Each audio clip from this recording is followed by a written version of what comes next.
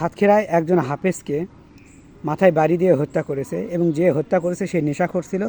এলাকাবাসী তাকেও পিটিয়ে হত্যা করছে। সাতক্ষীরাবাসীকে ধন্যবাদ জানাই এই নেশাখোরকে মারার জন্য। এবার আসি মূল কথায়। মূল কথা হলো হাফেজ শরীফুল ইসলাম সাতক্ষীরায় অনেক দিন যাবৎ উনি হেফজ মানে মাদ্রাসায় হেফজ বিভাগে পড়ান। উনি খুব ভালো ছিলেন। এলাকার লোক স্টেটমেন্ট দিয়েছেন যে ওনার মতো সহজ সরল ভালো লোক হয় না। এবার আসি মূল কথা হলো যে রাজু নামে এক ব্যক্তি সাতক্ষীরায়, ও হলো ভারসাম্যহীন, মানে নেশা করে। ভারসাম্যহীন বলতে কি, যারা নেশা করে তারা তো ভারসাম্যহীন হয়ে পড়ে, তাই না? তাদের তো আর কি থাকে না, সেন্স কাজ করে না।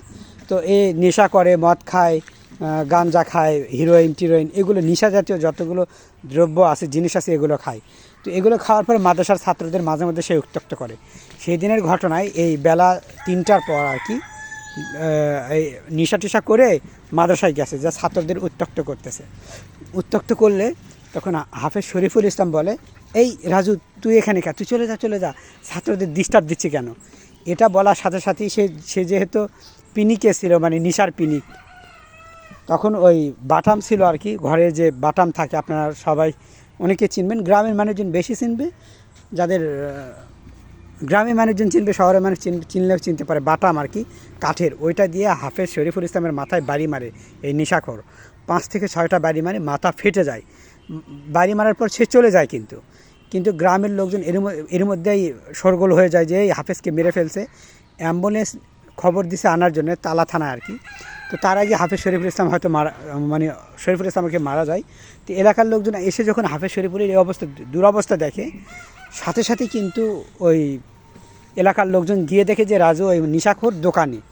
তখন এলাকার লোকজন কি করছে, রাজুকে একবার পিটিয়ে মেরে ফেলছে ওই জায়গায়, শত শত হাজার হাজার লোকজন।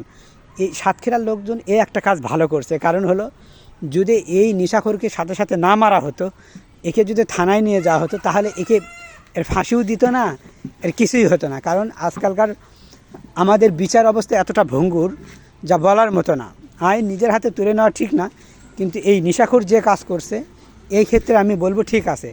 বর্তমান বাংলাদেশের পরিস্থিতি এতটা খারাপ, এতটা নাজুক, এতটা ভয়াবহ যে আইন নিজের হাতে তুলে না নিয়ে মনে হয় উপায় নেই। এই ক্ষেত্রে বলছি, যারা ধর্ষণ করে, যারা মানুষ মেরে ফেলে, প্রকাশ্যে দেখা যাচ্ছে একজন মানুষকে মেরে ফেলছে, তাহলে এটা বিচারের আগে তাকে আগে মেরে ফেলো, তারপরে বিচার। বোঝা গেছে? না মেরে ফেললে এই থানায় গিয়ে টাকা দিয়ে কি একাকার অবস্থা, এদের তো বিচার হবে না, এদের তো ফাঁসি হবে না, আপনি চাইলেও হবে না। কারণ হলো বর্তমান জামানায় টাকার উপর খেলা চলে, বুঝতে পারছেন? টাকা দিলে উকিল দাঁড়িয়ে যায়, টাকা দিবে না তো বুঝতেই পারছেন একটা ভালো লোকও ফেঁসে যাবে। খারাপ লাগছে এই যে ছাত্রদের উত্ত্যক্ত করতো সে, এই নিয়ে আমার কিছু কথা বলার আছে, অন্য একটা পর্বে বলবো আর কি। আমার খারাপ লাগতেছে যে হাফেজ শরীফুল ইসলামকে, এত ভালো একটা ব্যক্তিকে পৃথিবীতে মায়া থেকে চলে যেতে হলো। আল্লাহ তাআলা ওনাকে বেহেশত নসিব করুক। একজন কোরআনের হাফেজের কত সম্মান, অথচ মানুষ নেশায় উন্মাদ হয়ে যায়, সে ভুলেই যায় যে আমি কার গায়ে হাত তুলছি, কাকে মারতেছি। আর ওর ছাত্রদেরকে গিয়ে উত্ত্যক্ত কেন করতে হবে, ডিস্টার্ব কেন করতে হবে বলেন? এ তো একদিনে করেনি, আরও দিনেও উত্ত্যক্ত করেছে। তখনই যদি একে মানে গণপিটুনি দিয়ে থানায় দেওয়া হতো, অথবা তখনই যদি তার বিরুদ্ধে কোনো স্টেপ নিত, তাহলে হয়তো আজ হাফেজ শরীফুল ইসলাম এই পৃথিবীর মায়া ছেড়ে চলে যেত না। খারাপ লাগছে, আল্লাহ তাআলা ওনাকে বেহেশত নসিব করুক, যে ওনাকে মাথায় বাড়ি দিয়ে আর কি ফেটে দিছে। কিন্তু সাতক্ষীরার লোকজন একটা কাজ ভালো করছে, এই নেশাখোরকে। আমাদের বাংলাদেশে নেশা কেন বিক্রি বন্ধ হয় না, এটা আমার আজও বোঝা আসে না। এই নেশার জন্য কত মানুষের প্রাণ চলে যায়, ভাবা যায়? এই নেশার জন্য ছেলে তার মায়েকে মেরে ফেলছে। আমাদের এখানে অনেক দিন আগের একটা ঘটনা, যে একজন ডাকাত ছিল, সে নেশা করতো, এটা আর কি আমরা শোনা ঘটনা। তো তার মায়ের আর কি এরকম চোখ তুলে নিছে, সন্তানে তার নিজ মায়ের চোখ তুলে নিছে, এমন ডাকাত ছিল সে।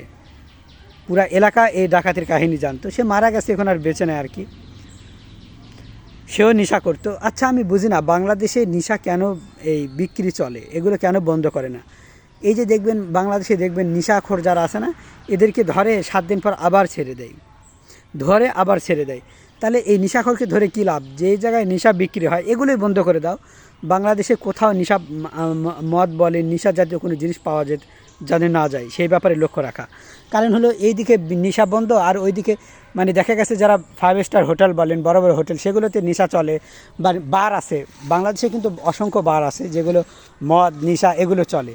আমার কথা হলো তোমরা বারের বৈধতা দিছো, সেখানে কোনো বাজে না। আর বাংলাদেশে যারা এদের মানুষজন যারা আছে তাদেরকে যেই নেশা করে তাদেরকে ধরে নিয়ে যা বন্ধ করো। তোমাদের কী অদ্ভুত নিয়ম, এক জায়গায় নেশা করতে পারবে বৈধ আছে আর এক জায়গায় অবৈধ, এটা কোনো নিয়ম হলো? আমার কথা হলো নেশার যেহেতু ভারসাম্যহীন মানুষের যেহেতু বুদ্ধিকে নষ্ট করে ফেলে, একবারে বন্ধ করে দিক। আমার বার কেন থাকবে? এই মদের বার বাংলাদেশে কেন থাকবে আপনারা বলেন, এর কোনো উত্তর আছে? মদের আপনারা বার খুলবেন, সেখানে হোটেলে হোটেলে মদ বিক্রি করবে, আর এখানে এসে আপনারা যারা মদ খাচ্ছে তাদের ধরছেন, এটা কোনো নিয়ম হলো? আমার কথা হলো বাংলাদেশে কোনো রকম মদ বিড়ি সিগারেট এই যে তামাক এগুলো চলবে না। আর দ্বিতীয় কথা হলো বাংলাদেশে যে কেরু নামে একটা মদ বাইর হয়, এটাও বন্ধ করতে হবে। এরই বিনিময়ে অন্য কিছু করুক, আমরা এই লাভ চাই না যে লাভ মানুষের জীবন ধ্বংস করে। তোমরা যে মদ বানাচ্ছে, এই মদ যারা খাবে তাদেরও জীবন ধ্বংস হয়ে যাবে, অতএব এই মদ বানানো যাবে না, এই লাভ আমরা চাই না। গাঞ্জা বন্ধ বিক্রি হোক, সিগারেট তামাক এই জাতীয় বিড়ি টিড়ি সব কিছু বিক্রি বন্ধ হোক। ইভেন কি বাংলাদেশে কোনো নেশা ঢুকতে পারবে না, এগুলো বন্ধ করেন। ওই যে নেশাখোরকে ধরেন 7 দিন পর আবার ছেড়ে দেন, আবার তো সে নেশাই করবে।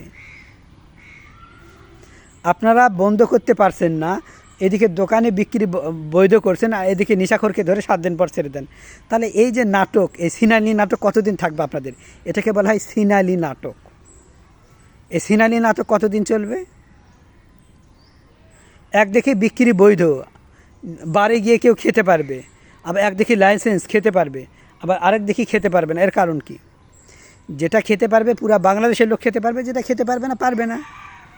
পুরা বাংলাদেশের লোক যদি কারো টাকা থাকে যে কোনো জায়গায় গিয়ে মদ খেতে পারবে, যদি টাকা না থাকে সেও যদি জমি বিক্রি করে মদ খায় সেও খেতে পারবে। আইন এমনভাবে হতে হবে যেটা খেতে পারবে সেটা সবাই খেতে পারবে। যেরকম গরুর মাংস সবার জন্য বৈধ, রাইট?